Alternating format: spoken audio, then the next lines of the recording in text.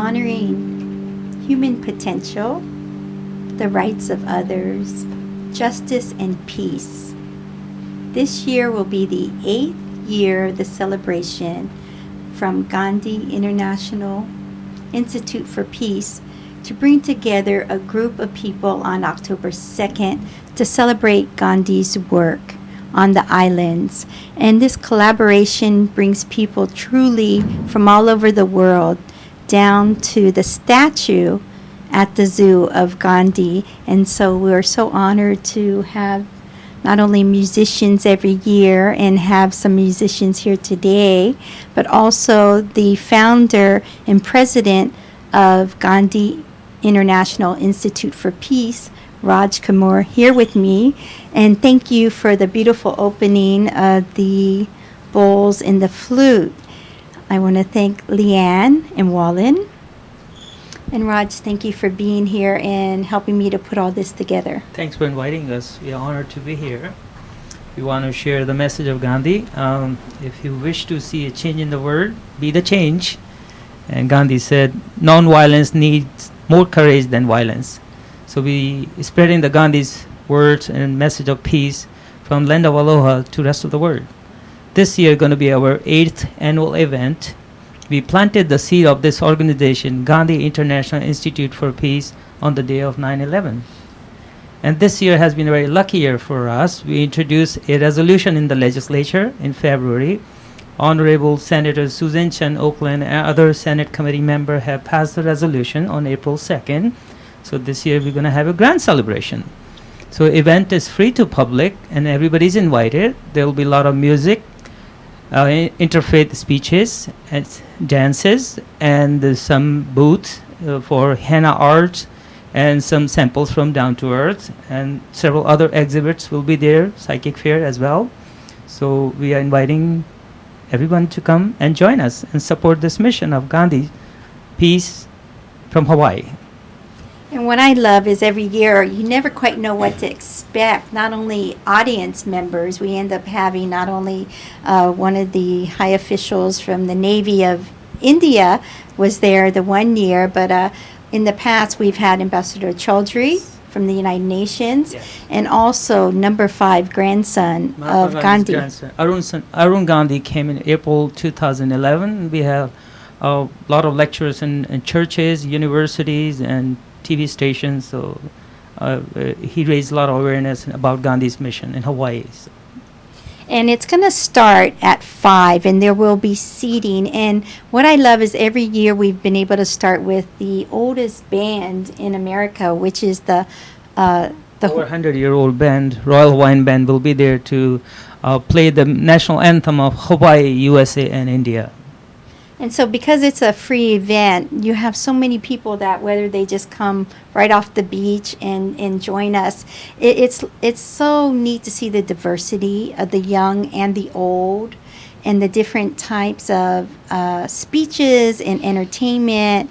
And so it's really, I think Hawaii is such a good example, and we're just so fortunate to have the statue. You know, every year it seems like the city and the state has done more and more to really make sure that people know that the statue is there at the zoo. I wanted to thank to former Mayor Mufi Hanneman, who paved the path or area for us and put beautiful lights there. We will be meeting with our honorable new mayor, Kirk Caldwell, this year. We'll request him to put more benches and some other decorative stuff so children can come, families can come and have a picnic right there. And I see a lot of tourists going there all the time and taking pictures. So we want to make it like a historical place in Hawaii. So. Well, I think it really is very historical. And not only that you keep the vision of Gandhi's work alive here on the islands, there's been so many landmarks this year. Marriage equality, a lot of that was started here in Hawaii. And just the word aloha.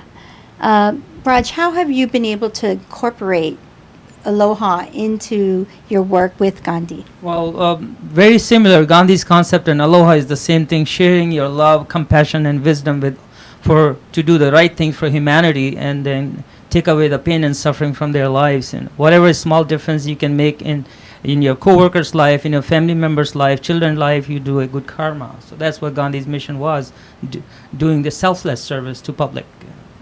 And I think it becomes so effortless that, if you can just do something for someone that, whether it's just a smile is what's so amazing, is sometimes it's just recognizing that other person, and it doesn't always have to be something monetary or. It's a small act of random act of kindness. If you can help a handicapped person on the street, you can help a homeless person to give $1 or $2 for their food, or you can help somebody on the street if somebody is injured, or offer water, or help your coworker at work for any small thing, the problem they have they don't understand, or a children needs to know how to walk or jump.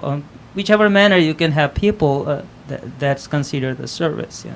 And I think one of the more important things is the education that you're doing, Raj, towards conflict resolution, because I think a lot of times that if we can recognize and understand each other's values and honor their human potential, that you really get a different quality out of someone, that if you stop to really acknowledge who they are and what their values and beliefs. And so tell us a little bit about your work with conflict resolution. We do give advice to certain people or group when they come to ask for any kind of conflict they're having within their family members, at corporation or organization or their institution. We meet both parties and work as a mediation and help them out to sort out their problems and give them some psychological advice or counseling to resolve their conflict so they can work together again. So we try to create harmony in our living environment, and the people who come to see us for encourage them to maintain peace, love, and harmony in their work environment as well as in their family environment also. And in Hawaii, they actually call that Ho'oponopono. So again, a lot of things, the difference between how they do it in India and how they do it in Hawaii, there's such a vector of similarities that I just find it very fascinating, because we call it Ho'oponopono here, and it's conflict resolution. We did meet with Governor Neil Abercrombie last year in October and proposed an idea to start a nonviolent curriculum in DOE, Department of Education system in Hawaii. Sometimes we teach nonviolent curriculum or education at college level, but that's too late. By that time, the child has been exposed to violence millions of times, So we are trying to work with government and as well as the Department of Education down the road. If that curriculum can be introduced in Hawaii, that means we're laying a very beautiful foundation of nonviolence in Hawaii. That will be Gandhi's work. So we are raising awareness about this program, and the founder of author of this nonviolent curriculum is Ambassador Anurag Chaudhary, who is the former ambassador from Bangladesh, and currently he's working for the United Nations. So he has done a great job for humanity. So. Yeah, he's actually been working on that for decades. And in September 2012 was the first time that the United Nations had a high-level forum on the culture of peace. And so it was really exciting to see that the strides that have, even though sometimes you feel like you're working behind the scenes, here it is on the forefront of the United Nations and as a high-level resolution. And so Anurag, his work, Ambassador Chowdhury's work, to uplift and work with putting women on the forefront on the tables of not only the peace but the security and all the markets, and other minorities have really have been grounded this year with the United Nations resolution. Gandhi's follower and some organization has introduced a meditation program known as Vipassana in prison system in India as well, and we would like to incorporate that program in the prison system in Hawaii. Currently, we are sending a lot of inmates to mainland or Arizona that costs over $100,000 per year to the taxpayers. So if we can introduce such kind of Gandhi's curriculum and the meditation program in our prison system or mental health system or in public to reduce drug and violence in our community, that'll be great service to the people of Hawaii. Well, I think if we just start to recognize more of everyone's human potential, and that everyone has something inspired inside of them that they would love to do, and maybe we wouldn't end up having so many people incarcerated. Unfortunately, America has the highest number of incarcerations, and those numbers are only growing. And I think that's something that, with the work of Gandhi and others, where you really recognize and allow people to have that freedom to drive toward their human potential and what it is they would love to do, you'll see less and less people that will be incarcerated. We are blessed to live in Hawaii because we live in diversity. We are the great example to the rest of the world because we have more tolerance, respect for each other, and this is what we need to share the message to the rest of the world. No matter where we come from, what language we speak, and what color of skin we have, we are created with the same divine light. So just based on gender, color, and language, if we discriminate each other, we are not doing great things on earth. So there's still a lot of work to do, but I think the progress is really starting to show more and more that, we can't just evolve and be modern with our technologies. We have to, within our community and civilization, do better in uplifting each other, and especially in America where we're supposed to have that sovereign freedom. I think it's very important that we recognize and honor each other. Everyone has a genius and everyone has something in them that they would love to do if they were just given all the tools that they needed to do what it is. And so I think that's why Gandhi's work is so important, because it's that way. It's following that way. It's recognizing your neighbor. It's recognizing the child. It's recognizing the adult. That even people, no matter what their barriers are, has something to contribute to society. And so I love how you're continuing to bring this out to the DOE, thinking about bringing it over for the inmates. System. Yeah. Everyone has a potential to learn and grow as long as there's a nurturing environment and support from the people around us.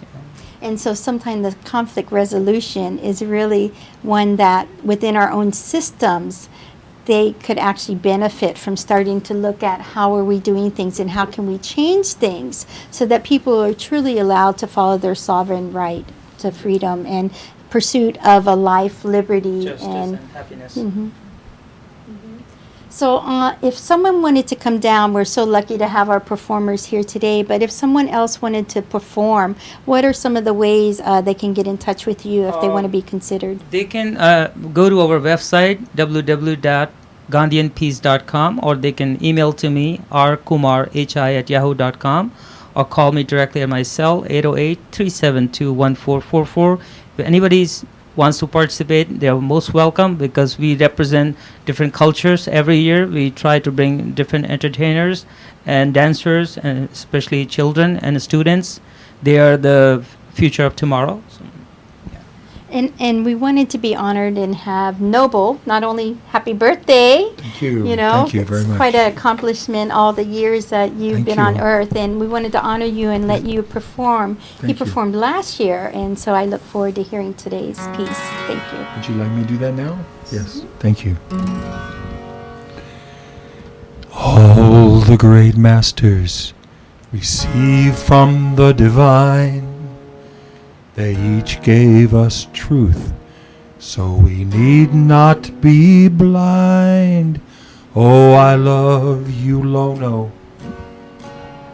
I trust you, Muhammad. Come be with me, Buddha. I love you, Jesus, too.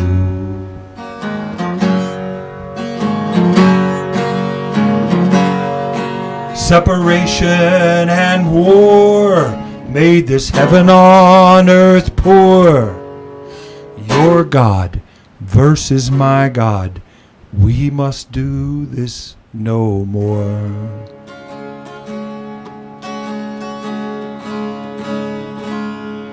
Oh, I love you, Yahweh.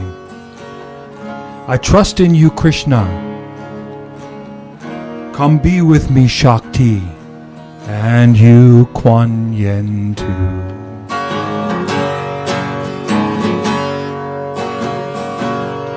All masters were seeking from the one God so true. We must all come together, help make this earth new.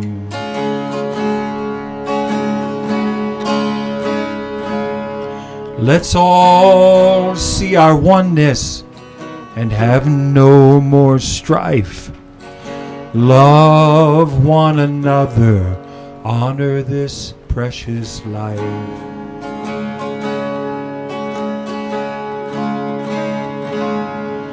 We are spirit beings in a body for a short while.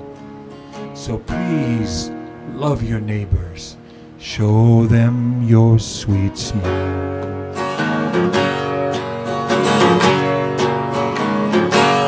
Separation and war made this heaven on earth poor. Your God versus my God. We must do this no more.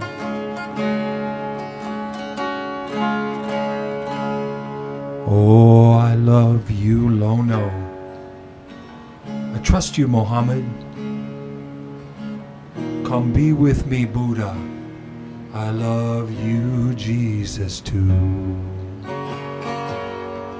Help make this earth new.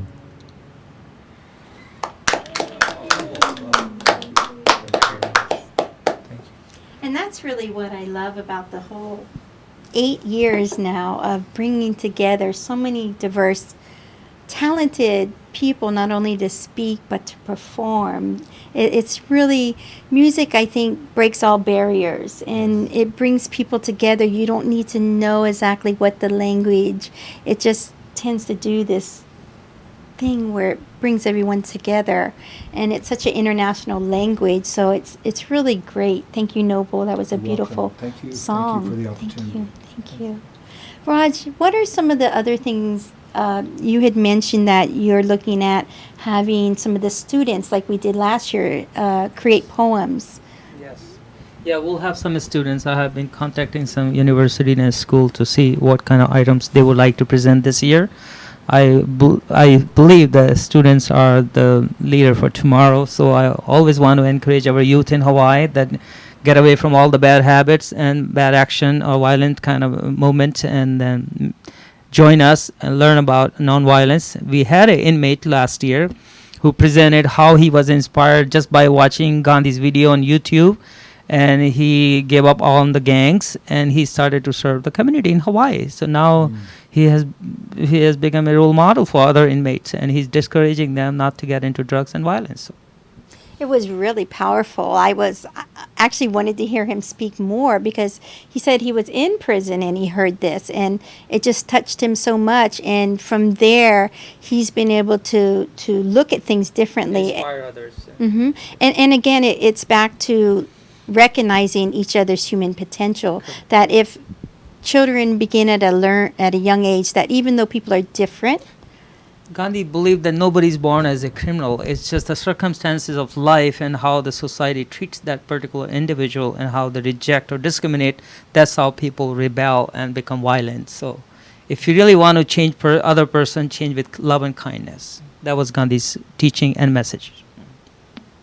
You know, we were so lucky to have Leanne with the bowls and Wallen. Can you talk a little bit about the work and how the bowls have brought others around? And I'd be happy to. First of all, it's wonderful to be here. Thank you so much.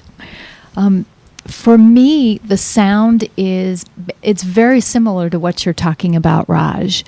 When you hear pure sound without the lyrics, it actually activates the neurological networks between your left and your right hemispheres of your brain. So when you hear sound, you actually build new brain cells, and it opens up a perceptual doorway between logic and intuition. And so a lot of people, without knowing it, are actually holding on to emotions that they don't even know aren't them. And so most of us know the experience of being triggered by something that really doesn't have to do with the moment. But the sound, when you hear the bowls, and they're actually made with pure rock quartz crystal that's been heated to 4,000 degrees and crushed and molded and then infused with different gemstones and minerals. So this green one is actually made with emerald and black tourmaline.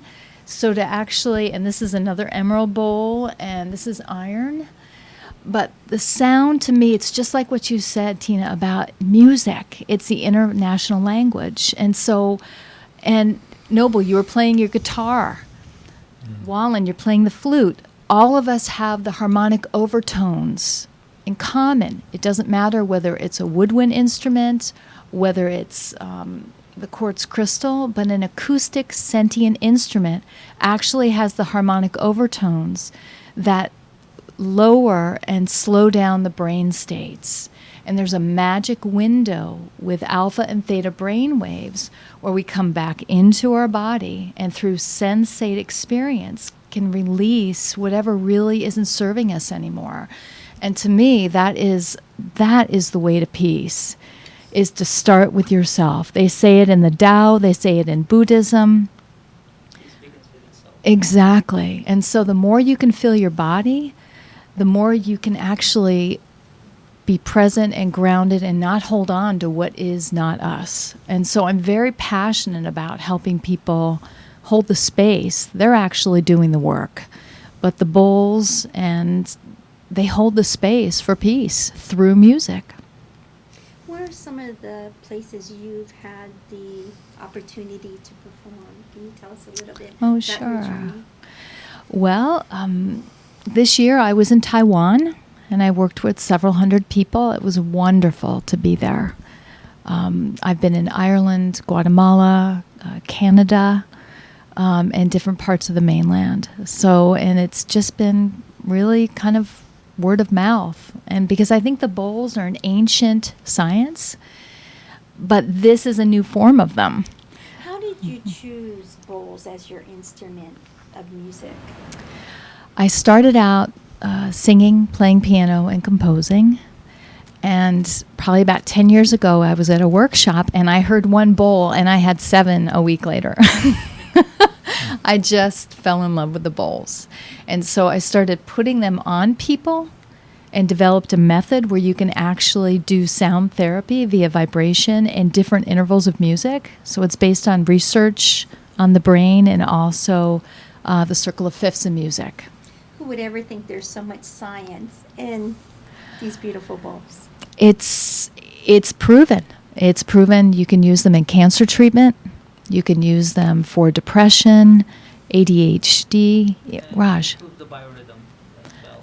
That's Body, right. yeah. That's right. Emotions are down. We see positive physiological changes when the music is played or these kind of bowls are played. Any kind of music really help us to soothe our emotions, put us back who we are, in touch with our spirit, with our true nature, that we are part of this universe, we are part of this nature. So, but it's just coming to this material world, we get kind of caught into the drama of daily life and personal differences. Otherwise, we are all equal, we are all same, and we are all made by the same creator. So and that creator does not belong to any society or religion. It belongs to all of us and resides in the hearts of all human beings. And Walden, I wanted you to share a little bit about your beautiful magical flute. Okay, well, this is a 7-hole bamboo flute. And many years ago, God, it's been probably 45 years ago that I made my first flute out of a simple, humble piece of bamboo that grew out of the earth. And I started putting holes in it because I heard that you could make bamboo flutes by poking holes in it. Mm-hmm. And I started experimenting and discovered that by adjusting the sound, the sizes and positions of the holes, that you could tune the flute into scale patterns. So I discovered this 7-hole tuning system, which is able to play music from around the world, Chinese and Japanese pentatonic scales, and Western music as well.